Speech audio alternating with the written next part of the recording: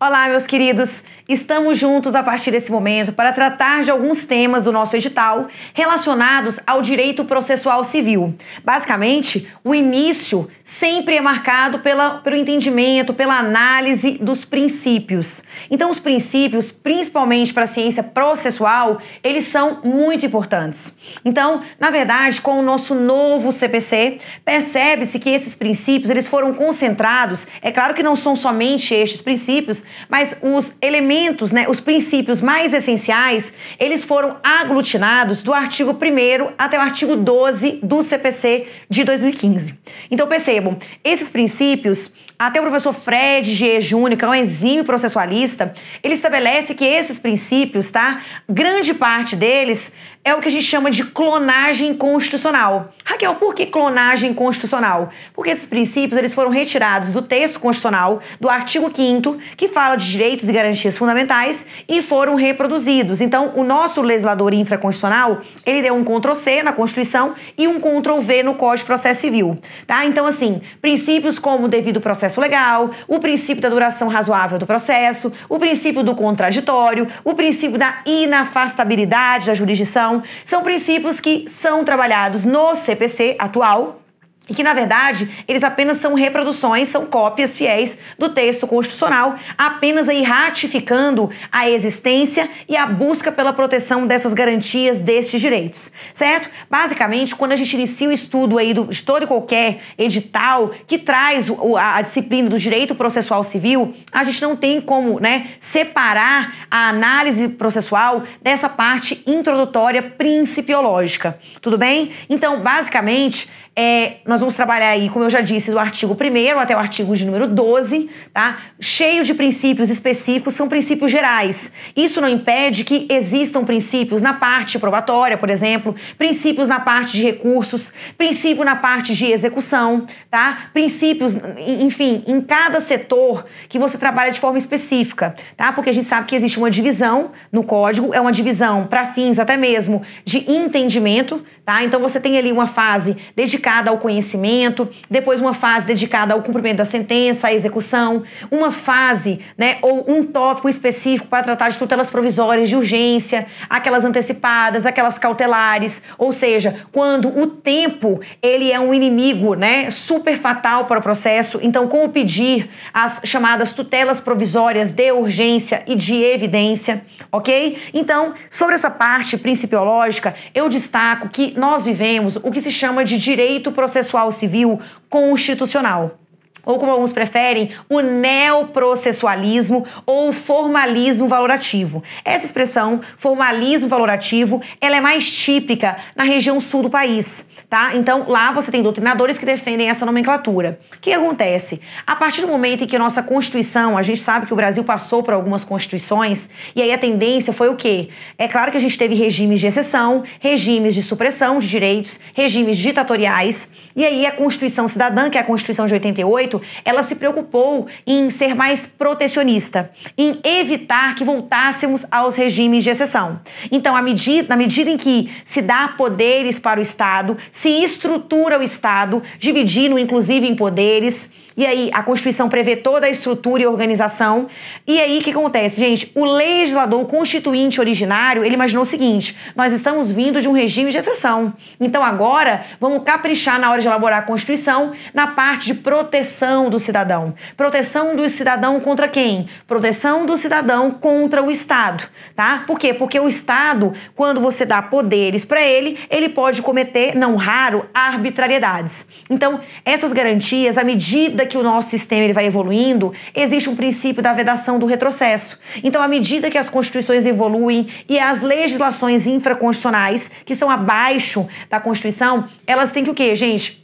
As legislações infraconstitucionais, elas têm que acompanhar o texto constitucional, que é a lei mãe, a lei maior, A questão da força normativa da Constituição, certo? Então, na verdade, o que a gente estabelece? Essa questão do neoprocessualismo, do neoconstitucionalismo, ele estabelece basicamente isso. Vamos vedar o retrocesso. À medida em que a gente vai evoluindo nossos instrumentos normativos, nós vamos acumulando direitos e não podemos suprimir garantias ou direitos já conquistados. Isso vale não só para o texto constitucional, como para todo e qualquer texto normativo que, né, está abaixo dele, certo? Então, basicamente, o neoconstitucionalismo prevê isso e o neoprocessualismo é uma forma nova de você visualizar o processo, tá? Só que agora o quê, gente? Tentando fazer com que o processo ele consiga dar a máxima efetivação aos direitos e garantias fundamentais. Então, o processo ele está a serviço daquelas garantias que são asseguradas constitucionalmente, ok? Então, o processo ele tem que me permitir isso. Se a Constituição diz que ninguém vai, né, ninguém pode impedir, ninguém pode tolher o meu direito de ir e vir, por exemplo, esse direito tem que ser respeitado. Se ele não é respeitado, a gente vai impetrar um HC. Mas aí, como é que é a parte procedimental do HC? Aí o processo penal vai dizer isso, tá? Nos casos de direito líquido e certo que é violado, então a gente tem o quê? A figura do mandado de segurança. Quem vai trazer o procedimento? Nós temos lei específica e temos algumas regras processuais. Então o processo ele tem que vir para assegurar, ok? Enquanto ciência procedimental, assegurar aquelas garantias, aqueles direitos que estão previstos ora na Constituição, ora no Código Civil, ora no Código de Defesa do Consumidor. Então, uma vez o meu direito sendo violado, meu direito material, meu direito subjetivo, eu vou invocar a tutela jurisdicional do Estado. Então eu quero ir até o judiciário, eu quero entregar o meu problema ao Estado juiz, para que ele resolva esse problema. Então a gente sabe que para isso acontecer, eu tenho que seguir todo um rito, todo um procedimento, tá? Eu tenho que exercer o meu direito de ação, eu vou começar por meio de uma petição inicial, e aí o quê? Essa petição, gente, uma vez distribuída, ela vai ter todo um passo a passo. Então, uma sequência de atos processuais que vai seguir um dinamismo, uma logística. Ou seja, todo mundo no processo tem a sua hora para falar, para juntar documentos, para se manifestar. Tudo tem uma forma. Isso eu chamo de procedimento, certo? Então, nós temos umas fórmulas, umas regras mínimas, tá? Para que o processo ele possa se desenvolver dentro de um tempo razoável e que, ao final, o jurisdicionado ele possa, enfim, receber a prestação jurisdicional, certo? Então, é claro, né? Para que a gente tenha também um mínimo aqui de organização, alguns princípios eles têm que ser respeitados. Raquel, onde entra o neoconstitucionalismo, o neoprocessualismo? Percebam bem, há um tempo atrás, a gente focava muito a parte de norma. Quando eu falava em norma, a norma tinha essa ideia apenas da regra, da lei, aquela, né, cuja aplicação utiliza-se da técnica da subsunção, aquele encaixe perfeito, certo? Agora, com esse movimento do direito constitucional, deu-se uma importância muito grande aos princípios. Então, hoje a gente diz o seguinte: a norma é o gênero do qual são espécies, tá? Os princípios e as regras. Então, ambos o que, gente? Tem força normativa, podem ser aplicados de forma imediata, vão produzir efeitos também imediatamente, ok? Então, os princípios hoje é possível afirmar categoricamente que o princípio ele tem uma força normativa. Ele tem, né? E aí, o detalhe. Eu não vou utilizar a técnica da subsunção para o princípio. Eu utilizo essa técnica da subsunção, do encaixe matemático perfeito, tipo Lego, né? Encaixe das pecinhas, quando eu estou falando de regras. Porque as regras, elas são o quê? Elas são praticamente matemáticas. Você tem ali, né, gente, uma situação fática, você tem um consequente normativo, um antecedente fático, e aí você encaixa na situação. O princípio ele é mais abstrato, tá? E a cláusula geral, ela é mais abstrata ainda do que o princípio. Porque, gente, na cláusula geral você não tem o antecedente fático, nem o consequente normativo. Então, quem, na verdade, completa até mesmo o texto de uma cláusula geral, no caso concreto, é o aplicador do direito. Então, quando você tem um ordenamento normativo repleto de cláusulas gerais, por exemplo, a cláusula geral do devido processo legal, a cláusula geral da boa-fé. Isso a gente tem muito nos contratos, por exemplo, no direito privado. A cláusula da função social é uma cláusula geral. Então, na verdade, qual é o real conceito da cláusula geral? A cláusula geral é um instrumento, sim, normativo, mas que, devido a ela tem buracos, por assim dizer. E esses buracos, esses trechos em aberto das cláusulas gerais, permitem que ela seja aplicada, tá? No caso concreto, esses espaços em branco serão preenchidos, E aquele instrumento normativo jamais envelhece. Então eu posso aplicá-lo em qualquer época histórica ou social, cultural. Por quê? Porque eu preencho aquele instrumento normativo de acordo com o quê, gente? De acordo com o momento, de acordo com a tendência. Então isso é importante, né? Porque isso permite o quê, gente? Que o instrumento normativo, enfim, possa acompanhar as mudanças sociais. Certo? Eu sei que essa parte é um pouco chata, sei sim, tá? Mas a gente tem que entender. Então, a gente trabalha basicamente com essas regras, com os princípios, lembrando que em casos de conflito, ainda que seja aparente entre os princípios, nós vamos nos utilizar da técnica da ponderação. Então, a ponderação de interesses envolvidos vai fazer com que a gente dê uma supremacia a um princípio em detrimento do outro, tá? E as tais cláusulas gerais. Lembrando que o CPC novo está repleto delas. Tudo bem até aqui? Então, esse nosso bloco introdutório é dedicado a essa parte principiológica. Vem comigo na tela. Olha o que nós temos. Basicamente, eu coloquei aqui para vocês que as normas, né, o nosso capítulo aqui, ele tem o seguinte título: Normas Fundamentais do Novo CPC.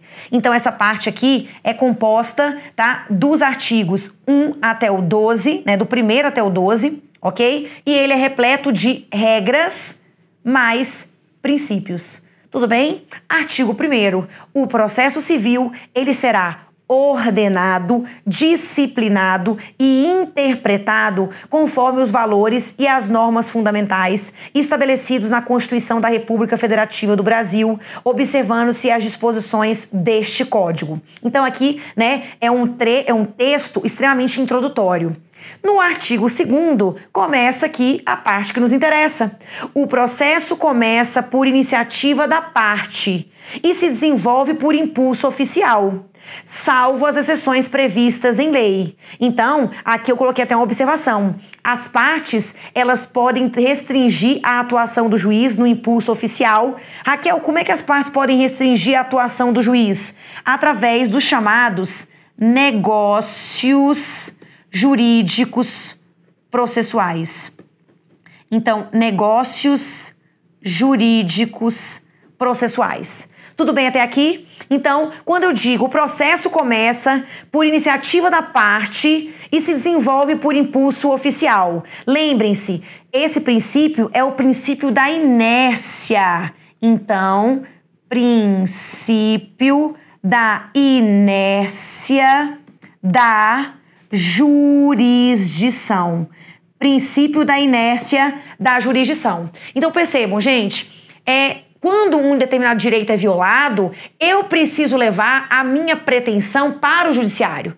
A pretensão é o poder que eu tenho de levar esse problema para que ele seja solucionado por esse Estado juiz. Certo? Lembrando que essa pretensão, ela tem que ser exercida dentro de um prazo, sob pena de prescrição, certo? Por isso que a gente diz que a prescrição é a perda da pretensão. Certinho até aqui? Então tomem cuidado, tá? Quando eu digo assim, não é o juiz que vai começar o processo, tá? Ele gosta de você, ele vai iniciar o seu processo. Não, quem inicia o processo é a parte interessada. É ela que tem que deflagrar o início da atividade jurisdicional. Agora, depois que eu distribuí a minha petição, depois que eu comecei, o processo ele vai se desenvolvendo por impulso do juiz. Então o juiz diz, chama o réu, vai para a audiência de conciliação, mediação, apresenta a resposta no prazo legal, ao autor em réplica, fase saneadora, fase instrutória, fase decisória. Esgotamento da atividade em primeira instância e assim vai, certo? Então, o início, para que a gente inicie a atividade jurisdicional, é o quê, gente? Eu não sei do seu problema. O juiz não sabe, então você tem que levar isso ao conhecimento dele. Por isso a gente diz que é o princípio da inércia da jurisdição. Para a gente deflagrar a atividade jurisdicional, lembrando que jurisdição nada mais é, gente, do que uma técnica de solução de conflitos pela heterocomposição, certo? Em que eu vou submeter o meu problema para a análise de um sujeito imparcial, que foi designado para tanto, que vai conduzir o processo assegurando, né, todas as prerrogativas constitucionais e processuais, para lá no final ele dizer a quem pertence o direito. Beleza? Então vem comigo na tela. Primeiro princípio superado, princípio da inércia da jurisdição. Muito bem, artigo 3º, não se excluirá da apreciação jurisdicional nenhuma ameaça, nem nenhuma lesão a direito. Olha que interessante. Raquel, eu vejo que esse princípio, ele é um princípio também previsto na Constituição. É a tal da norma clonada. É isso mesmo. Quando eu digo não se excluirá da apreciação jurisdicional ameaça ou lesão a direito, aqui é um princípio muito conhecido também. O princípio da inafastabilidade. Olha que interessante. Princípio da inafastabilidade da jurisdição. Olha que tudo de bom.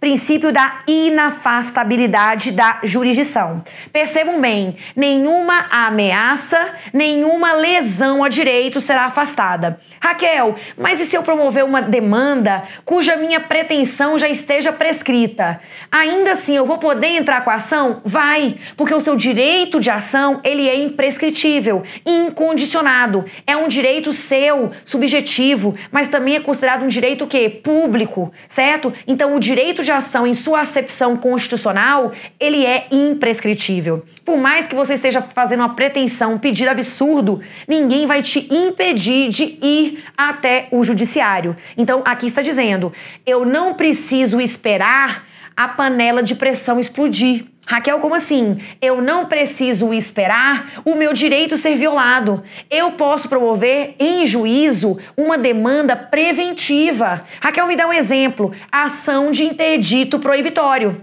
Eu não preciso esperar o esbulho ou a turbação acontecer. Eu posso o quê? Ter elementos que demonstrem que eu estou sendo ameaçada, eu estou na iminência de sofrer um esbulho ou uma turbação em meu patrimônio e eu entrar com a demanda antes que esse esbulho ou essa turbação aconteçam.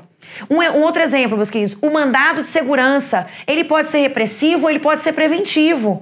Outra coisa, embargos de terceiro. Embargos de terceiro, o nosso novo CPC reconhece que eu posso promover, eu posso opor embargos de terceiro quando o meu bem foi apreendido no processo indevidamente. Eu sofri, uma restrição patrimonial, mas quando eu estou na iminência de sofrer também. Então, eu não preciso esperar a violação. Por isso, o texto aqui é muito claro. Nenhuma ameaça, caráter preventivo, nem lesão a direito será afastada da apreciação do judiciário. Ou seja, também aqui a violação do direito já é o caráter repressivo da sua medida. Ok? Volta na tela.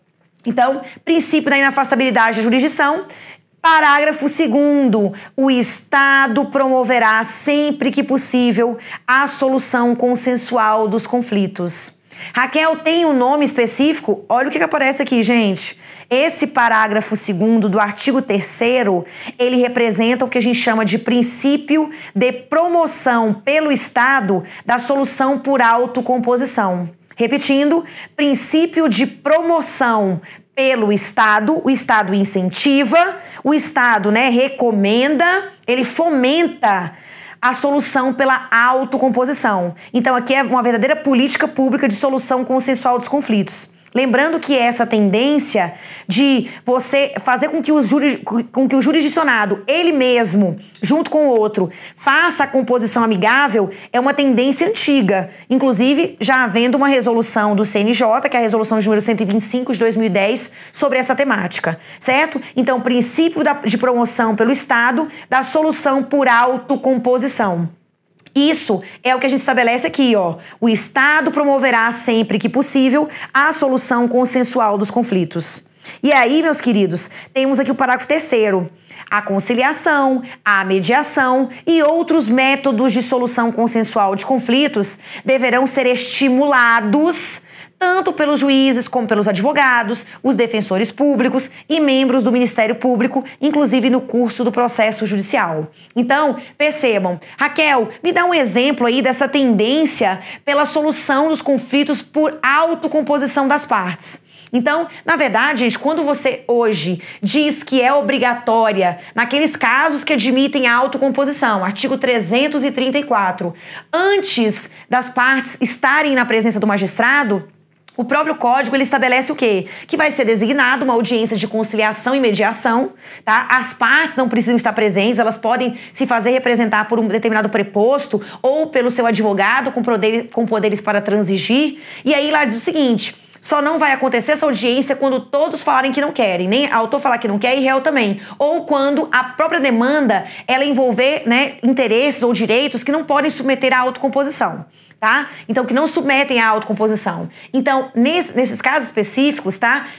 A audiência de conciliação, mediação, ela não vai acontecer. Mas a regra geral é que ela seja obrigatória, que ela aconteça. Tá? Por que isso? Por que eu tô forçando essa audiência de conciliação e mediação? Para poder o quê, gente? Promover essa solução consensual do conflito. Que é uma solução que aqui nos parece uma solução mais rápida e é uma solução também o quê, gente? Mais efetiva. Tá? Por quê? E que também alcança a chamada duração razoável do processo. Ou seja, gente, tudo parece ser, tá? O acordo sempre parece ser a melhor solução. Por quê? Quando você entrega o seu conflito para o Estado juiz, primeiro, você não sabe o que pode vir daí, tá? Primeiro, a decisão, ela com certeza, ela não vai agradar uma das partes, pode ser que em determinado ponto não agrade nenhuma delas, tá? Essa decisão, ela vai ser objeto, certamente, de outras impugnações em sede recursal, então isso vai fazer com que você alcance parte do que você desejou, tá? Mas em um espaço de tempo muito longo. E aí, isso gera o quê, gente? Uma espécie de frustração. Então, aqui, essa cláusula aqui de busca pela autocomposição é justamente nesse sentido, de que as partes possam realmente compor o conflito consensualmente, certo? E aí, lembrando, se essas partes não comparecerem a essa audiência de conciliação e mediação, esse ato, ele considera-se um ato atentatório à dignidade da justiça e essas partes serão devidamente multadas, tá? E essa multa é revertida aos cofres públicos, ok? Então, a sua conduta de não comparecer é considerada ato atentatório à dignidade da justiça. Beleza? Até aqui? Volta na tela comigo. Então, já falamos sobre o princípio da inércia da jurisdição, o princípio da inafastabilidade da jurisdição e esse princípio da promoção pelo Estado da autocomposição dos conflitos. Aqui eu coloquei um resuminho, né? Artigo 3º, a inafastabilidade da jurisdição, que é a clonagem constitucional. O parágrafo 2º do artigo 3º, nada mais nada menos do que o princípio de promoção pelo Estado da solução por autocomposição, certo? E a gente tem mais princípios, gente. Artigo 4º, as partes têm o direito de obter em prazo razoável. Olha que interessante. Será que eu já estou falando do princípio da duração razoável do processo? Eu posso depreender aqui? Posso. Então, olha lá, gente. Princípio da duração razoável. Olha lá. Princípio da duração razoável do processo. Raquel, eu posso depreender esse princípio aí desse artigo 4º também. Ele diz, as partes têm o direito de obter em prazo razoável a solução integral do mérito. Gente, nada mais absurdo do que um processo demorar uma média aí de 5 anos, por exemplo, numa perspectiva bem otimista, tá? O processo levar 5 anos para chegar lá no fim, o juiz falar assim, extingue o processo sem resolução de mérito. Aqui, gente, é o quê? É um nada jurídico, tá? Por quê? Perceba, eu fiquei 5 anos para chegar no final, eu não tenho direito nem a uma sentença de improcedência. Porque, meus amores, se ao longo do processo eu fiz uma petição, certo? Aqui nós vamos ter o quê, gente? No final espera-se uma sentença com mérito, com resolução de mérito, nos termos do artigo 487 do CPC. Se no final eu obtenho uma decisão terminativa, sem resolução de mérito, então, ou seja, demorou-se tanto tempo para a gente chegar nesse ponto agora e perceber que faltam pressupostos processuais, requisitos de validade, ou até mesmo existe algum vício formal que deveria ter sido sanado, mas não foi. Então percebam, o nosso código agora, ele diz, olha, essa situação é absurda e ela não é aceita. Então, quando houver a necessidade de correção de vícios formais, ainda que você esteja em sede de RESP ou de RE, ainda que você esteja, tá, beirando aí os recursos extraordinários. Se houver um vício formal que não seja relacionado com a tempestividade, que é sem dúvida nenhuma um vício fatal. Então, os demais vícios deverão ser sanados para que o sujeito tenha direito a uma decisão pelo menos com mérito. Não estou dizendo que a decisão vai ser de procedência. Ela pode ser de improcedência. Então, vem comigo na tela que eu quero fazer um esqueminha com vocês. Quando eu digo eu quero uma solução com mérito, lembrem-se, a decisão, tá? A decisão, ela pode ser uma decisão com resolução de mérito. Então, eu posso ter uma decisão com resolução de mérito. E aí, quando ela for uma decisão com resolução de mérito, eu vou chamar essa decisão de decisão o quê, meus amores? Ela é uma decisão definitiva. Raquel, quando você diz definitivo, o que você quer dizer? Só uma coisa. Não confundam termos jurídicos com termos vulgares que a gente usa no dia a dia. Se eu chego para vocês e digo assim, a minha decisão é definitiva, é porque não tem como mudar. Mas isso é a utilização da palavra no meio que, gente, popular. Quando eu chego para vocês e digo a decisão é definitiva do juiz, eu só estou querendo dizer que ela é com resolução de mérito. Não quer dizer que eu não posso impugnar, que eu não posso recorrer, nada disso. Então coloquem na cabeça, se a decisão é definitiva, é porque ela foi proferida com resolução de mérito. Raquel, onde estão as decisões com resolução de mérito? As definitivas, elas estão no artigo 487 do Código Novo. Vem comigo na tela. Então, coloquei aqui, né, dos males o menos pior. Eu obtive uma decisão, Raquel, com resolução de mérito. Então, vou até mudar a cozinha da caneta aqui, ó, para não confundir. Quando você tem uma decisão com resolução de mérito, você pode se dar bem, olha lá o sorrisinho, e você pode se dar mal. Raquel, como assim? O juiz pode optar pela procedência dos pedidos. Então, seus pedidos podem ser procedentes, como o juiz pode optar pela improcedência dos pedidos. Tudo bem? Se a expressão é julguei procedente, julguei improcedente, é porque a decisão ela é de mérito e ela é definitiva. Ok? Agora, e se a decisão, Raquel, ela for sem resolução de mérito? Se ela for uma decisão sem resolução de mérito, eu vou ter aqui o artigo 485 do CPC de 2015. Então, estou repetindo, CPC 2015, tá? É uma decisão, então, sem resolução de mérito, e a doutrina chama essa decisão de decisão terminativa. Se alguém falar que a decisão foi terminativa, é porque a gente nem chegou no mérito. Nós paramos em questões o quê? Introdutórias, em pressupostos, em requisitos. Então, ela foi sem resolução de mérito, artigo 485. Certinho? Imagina, você entra com uma ação, e uma ação, gente, em que você não é parte legítima. Eu estou pedindo alimentos para meu tio. O seu tio, gente, ele não pode ser demandado. Você não pode pedir alimentos pro seu tio. Não existe essa obrigação na lei. Então, perceba, o juiz vai falar assim, Raquel, tá? No caso do seu tio aí, não é parte legítima para ser demandado. Você não tem nem legitimidade para pedir alimentos para ele. Então, nesse caso específico, o quê? Existe um vício intransponível. Então, o juiz vai falar, extinga o processo sem resolução de mérito. Por quê, gente? Porque falta aqui um requisito de validade do processo.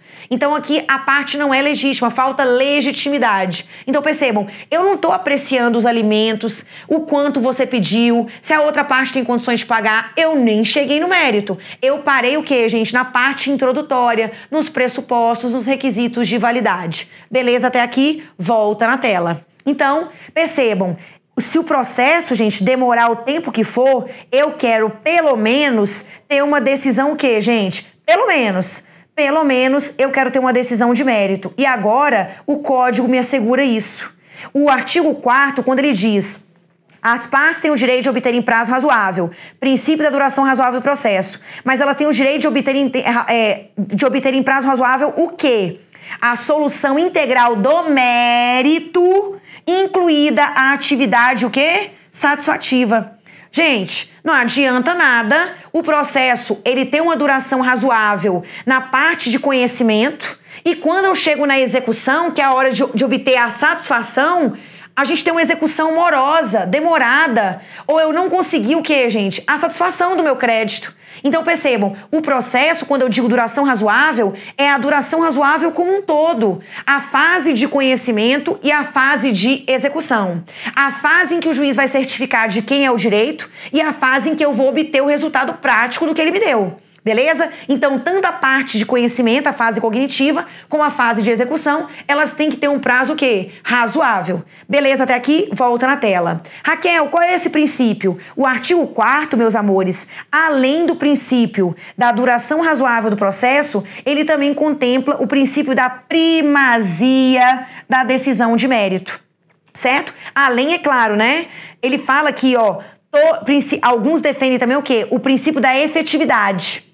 Eu tenho que, dentro desse prazo razoável, ter uma decisão de mérito e também o quê? A atividade satisfativa. Eu tenho que obter resultados práticos. Então, o princípio da efetividade. Tá? É claro que os dois principais princípios que a gente depreende aqui é da duração razoável do processo e da primazia da decisão de mérito. Aí, gente, eu dei um pulinho aqui do artigo 4º para o artigo 6º, intencionalmente. O artigo 6º, ele diz: todos os sujeitos do processo devem cooperar entre si.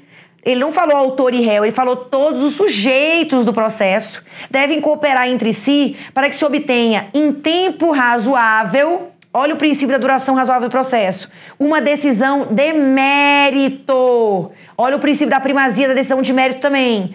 Ela tem que ser uma decisão justa e uma decisão efetiva, princípio aí da efetividade.